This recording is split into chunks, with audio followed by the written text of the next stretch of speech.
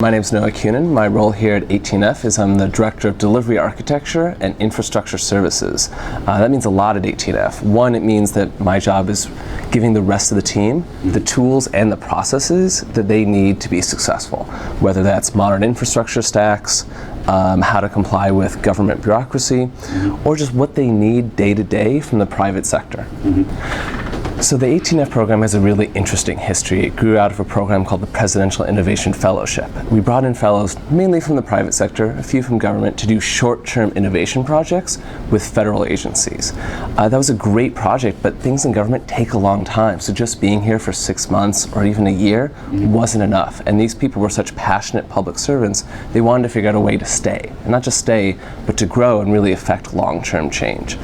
Eventually, we discovered we could create this program at the General Services Administration, where we are right now, the GSA, and the 18F program was born.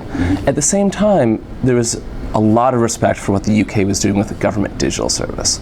But creating something like the GDS, which is ultimately a top-down strategy, was going to be really difficult in the US. We needed a lot of coordination, not just from the executive, but also Congress. And we didn't want to wait, we wanted to get started. So we created a US digital service program here, but it's more grassroots, it's more Republican, lowercase r, you know. So each team in the federal government is standing up a US digital service. They might start with just a handful of people. Those people are all being supported in kind of a layer cake format, where 18F is the hub, right? We're providing services, providing capabilities so they can really hit the ground running. First two things when we were looking at what the government digital service in the UK had already done, I think would be human-centered design and an agile and lean framework for software development. These are all things many of us have already been doing in the private sector, have been trying to start in government, but really haven't seen at scale, the scale really necessary to tackle these long-term problems. And so what's great about the sort of transatlantic relationship is most of this work is in the public domain, right? The UK has a great public domain licensing for most of its works. So we actually just took most of it. We edited very little, actually, when we brought it over here. And what's great is all the software we produce, not just the software, the standard operating procedures, the methodologies can then also cross-pollinate and be taken by the UK if we discover something. I think if you look around the 18F, we have a lot of people of all ages, right, who have been participating in startups or in entrepreneurial activities previously, some successful, some not. And it's really the ones that aren't successful we want to extract a learning from, because that's one thing I think the US government really needs to do better at, right, is learning how to fail gracefully. Learn from it, iterate, and get better. So permission to fail, but permission to learn from those failures is, I think, a huge part of 18F's culture and something we're bringing to the rest of government.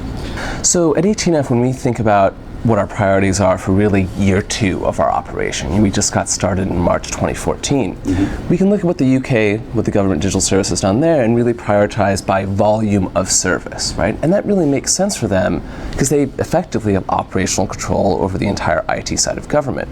Here we have to work in a more distributed fashion, right? Because there are 25 different top-level agencies we might have to work with. So what we're focusing on right now in that layer cake model with the broader US digital service is focusing on capabilities, right? So we're first focused on capabilities that are going to address a federal front door or government as a platform.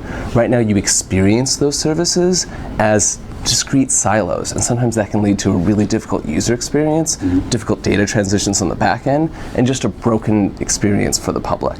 So we're trying to work on the glue that's going to bring that together into a more synchronized federal front door. The second thing we're going to focus on is the back office. A lot of the times the systems government staff use to effectuate those services are really broken. They have terrible uptime, also have a terrible user experience, and just overall are not very good. And if a government bureaucrat on our side is trying to deliver some public service, it can have the best front end in the world, right? It can compare with anything from Amazon or Microsoft or Google, but if the back end's no good, we're still not delivering that level of efficiency or effectiveness we need to. So we're going to focus on that. The third area of focus we're going to have is really developer resources. Right now, as developers have been coming into government, they really haven't been armed with the tools and processes they need to succeed. So they spend a lot of time getting spun up. We can do much better at that. We can onboard people from the best companies in the private sector to the government and give them the tools they need to succeed quickly. And the fourth area we're going to focus on is being tactical on those high-level government services. Because of 18F's size and because we can grow, we're a client services team, we're not appropriated.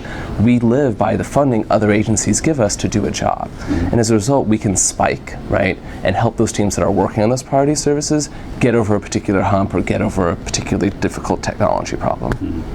Here at 18F, we realized that there's a huge amount of work that we need to do. The US federal government is insanely complex, much more complex than even living in DC for a few years would have you believe. As a result, not only do we have a great partnership with the GSA, HR team here, but we have an entire division within 18F called 18F Talent that's helping us recruit. That means partnering with our friends over at the US Digital Service.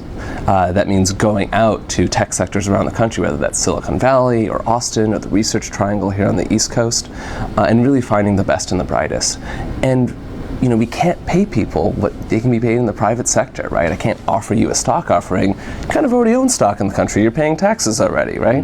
What I can offer you is a mission, right? What I can offer you is tremendous impact on a national level, and that's been our advantage in recruiting, and I think it's going to be our advantage in scaling to the degree we need to going forward.